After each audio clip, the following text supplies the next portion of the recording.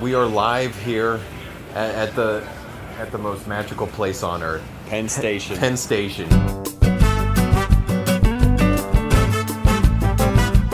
What did you think of Bumblebee?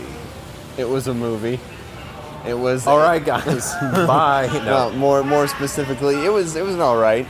It hit the beats that you expect of every human meets an alien has wacky adventures movie. To the point where I think this is going to be the death knell of 80s nostalgia movies. I thought it hit the right pitch of 80s nostalgia. Like, it wasn't too over and it wasn't too under either. Like, it wasn't like trying to subvert itself in 80s nostalgia, but it also wasn't trying to like overdo it like a lot of movies these days, you know? Yeah, I kind of see that. It's kind of weird having to go from the extreme excess of the previous Transformers movies to this, which is very, very, I don't know, it's like I kind of want to say a very light version of the Iron Giant. This is what I love, is that this is like the 1200 movie in the series, yeah. And this is about a minor character, and yet it's the best Transformers movie. Like, easily, it's the best Transformers movie. I had a lot of fun watching it. Like, I do hate the fact that like every single movie they're like, oh, we gotta have like an indie band from the 80s, so we gotta like include like the Smiths and stuff. Which that's what happened. Like when she was like, oh, I'm a punk girl and I like the Smiths. I was just like, oh, like this again. This is where I find I'm not like other girls. This is where I find a particular contention with the film, where she's like a mechanic and she wears Motorhead shirts, but she like plays what? the Smiths. She's a tomboy. She's a tomboy. And plus her name's Charlie. Her name's Charlie in the movie. So you're even more like, what? Is she even a man? You know? I thought that was a little bit too heavy on that, where it's like, I'm a tomboy, I'm a girl from the wrong side of the tracks, like that kind of thing. See, that was the part I thought was okay. Like, it didn't annoy me, but here's my main... Well, it was okay, but then when you had, like, you know, the Valley Girl bubblegum teens, like, compared to her, like, it was sort of the kitschy 80s movie where it was, like, the jocks versus the nerds, or, the you know, the pretty girl versus the goth. Like, that's, you know... It was a little bit on the nose, and yeah. I think ever since even Freaks and Geeks, we've learned that hitting those beats doesn't mean either A, you have to hit those beats, or you have to hit those beats really well. Yeah. And I think the beats that it did hit were just okay. But here's the weird thing. The first 5 minutes of the movie... Oh, that was amazing. ...are a completely different movie. The first 5 minutes of this film are like the Transformers movies that you always wanted. That you always wanted. You nerds. Yes, seriously. Move out of your parents' basement. No, but I loved the first 5 minutes, because, like, first off, you could see everything that was going on, yeah. which is unheard of for a Transformers movie. And yeah, like, all the characters were very unique, and Cybertron was very colorful. It didn't just look like your blender shat out a bunch of mechanical parts, how Cybertron usually looks. It didn't look like a torn up piece of a bolt that you'd have after unscrewing a broken down car. No, it just looked decayed, and it just looked like every yard sale you see on Craigslist. That's what all the Cybertrons looked like in the previous Transformers movie. But this was bright and colorful, and it really is almost like that they went back to the cartoons, which is what Michael Bay should have done when you're adapting Transformers. You know, it only make, I don't know, sense. The great irony, of course, that we're forgetting is that Michael Bay, the paragon of American capitalism... Parasite, but okay. Okay, but go on. Anyway, he chose to forego the classical sell as many toys aesthetic as you can approach for something more extreme, whereas the original toy designs were all designed to be as, marketable as possible. Mm-hmm. And my favorite piece of irony of the whole franchise is that when they did the 85 Transformers movies, the producers were all like, people care about these toys? What are you talking about? We're trying to get these new toy models out before the end of the fiscal year. What are you... Like, they didn't understand that... That's the more interesting story. Transformers, making the third quarter. Like, that's what it should be called. No, It's just- but I do love, like, Michael Bay is kind of like a Russian algorithm robot when it comes to directing.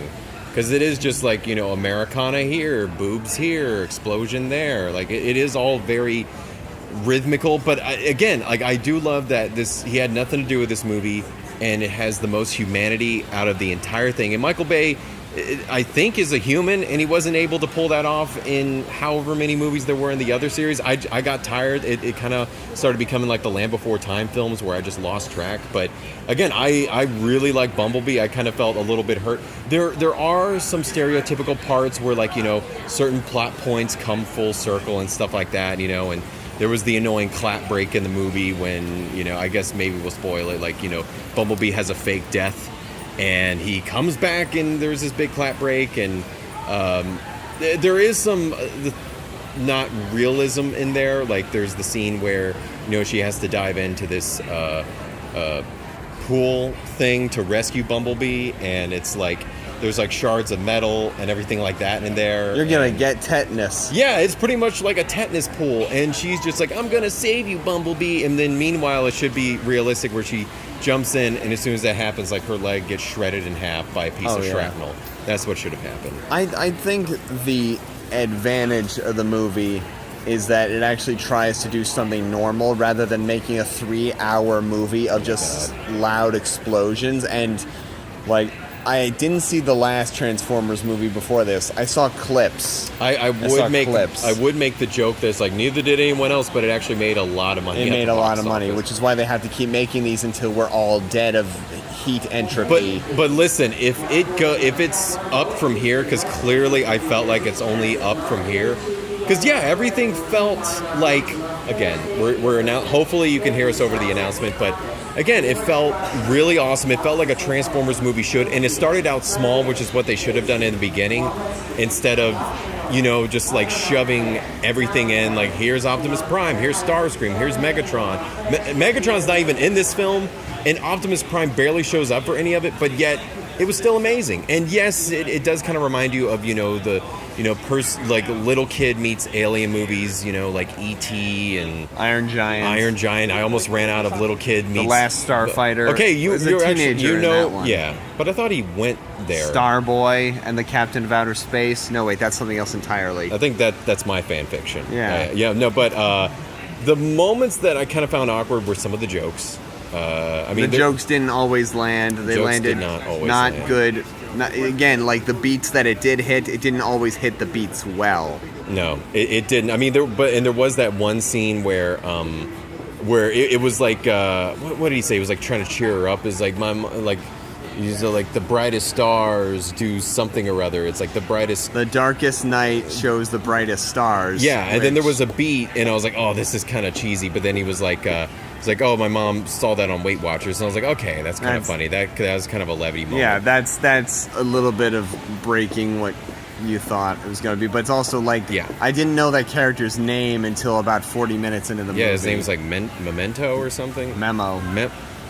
What I feel like that was just on a writer's note, and they were just like, okay, that's it. Oh my God, you're right. Memo, name this character, and they're like, all right, Memo it is, and they never read the sticky note. And I don't know whether it's my my tinnitus kicking in, but at first I thought he said his name was Elmo. But then again, my tinnitus could have been kicking in. Yeah. So. No, but what was I going to say? I also, there were some scenes where there was like genuine friendships, and then towards the end, it kind of turned a little bit like to the romantic side with the girl and Bumblebee. I kind of felt you were joking. It's like The Shape of Water, yeah, but with robots. When she dives in to save him, and it's like romantically lit whenever she dives in to save him, like the pool of water is, and she goes to like touch his face, and I leaned over to you. I was like, this is kind of getting a little Shape of Watery. Like, I feel like if they let this scene go on for 5 minutes longer, they'd make a RoboCop. Like, that's all I'm saying. I'd say if this was a Japanese production, you'd have someone going, Bumblebee-chan, I love you. Oh, God. Thank God hentai did not exist on Cybertron. I think the opening, very solid. I think the few opening fights are really fun. The character beats are, again, they're okay. You have, like, the physical comedy moments where Bumblebee's trying to walk through the human house, and he keeps knocking into things, and he's trying to pet the dog. And, again, we've seen this in, like, every movie from the 90s. I know. It's kind of, like Harry and the Hendersons and stuff like that. Yeah. But, again, it was kind of like, it was a refresher because it did kind of take that, like, slight jovial tone, and they did make him a very sympathetic character because, again, like in all the other Transformers movie, like you could never really put yourself in the seats of those characters because they were written so shallow and pun intended, mechanical. But again, I liked how they made Bumblebee. He was kind of like just this big clumsy dog sometimes, and then they turned him into this great fighting machine towards the end, and it was great. And it was very simple. That's what I liked. I felt it was like right down the middle for me. Like it's as average a film as you can get, and this is where I mean this is where you and I differ because we had the opposite experience of Overlord because I thought Overlord was you hated Overlord. Overrated. Womp womp. Oh. But I feel like you got a few more positives out of this than totally. I did out of Overlord. Well, yeah, I didn't hate this movie. No. It takes a certain amount of effort for me to really hate a film. But, yeah, it was enjoyable. It had stuff in California. It had scenic shots of the California coast. It was well directed. I will give it that. Like, Michael Bay has a lot of his Michael Bay-isms, which are kind of end up just being like flat camera angles. There is a certain directing style, but I did like the simplistic directing style of this. Bumblebee has an actual bee's nest under his right bumper, and this did not add to the plot at all. I wanted to resolve the plot line of what happened to the beehive that was under the bumper.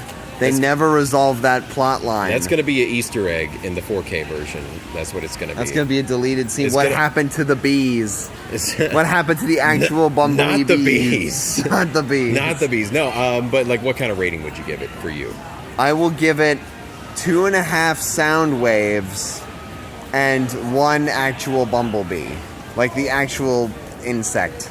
So it's really that averages out to a strong 2.5. I don't know if that makes any sense. We're going to be here a while for you to do the actual math. Look, I stopped doing number theory a long time ago, so I'm just going to cut it there. Okay, well, I liked it.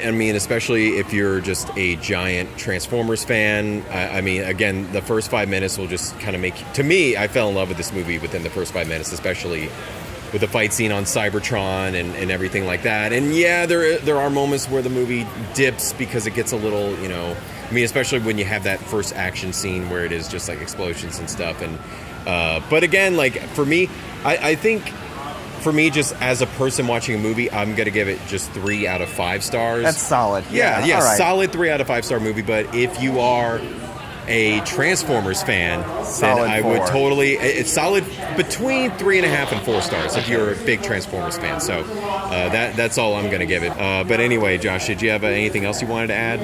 Soundwave looks great. For the 5-second Soundwave is in this movie. It is the best version of Soundwave. Dude, seriously, like when he showed up, I felt like I was just... I don't know, like some like it was like a nostalgic demon that got released out of me because I was like, I've never felt like for the first time I'm seeing like Soundwave and he's actually like looking like Soundwave and he actually looks cool and again, like he just looked like he was in a big budget fan film and also the special effects are amazing, which I know that in the other Transformers movie were definitely some of the weaker points. It gets kind of a little choppy with some of the human to Transformer interactions, but that's a mild to, low criticism. But again, I highly recommend this movie. You do or don't. Yeah, it's all right. I'm just glad that Frank Welker and Peter Cullen voiced Optimus. Yeah. I'm just glad they're doing good. That's all that really matters. Yeah. But anyway, I'm Mercer Morrison. I'm Josh Sorrell, a.k.a. Franz Venezuela. And let's hope we don't get stabbed leaving Penn Station. Yes, let's not do that. What does that guy want?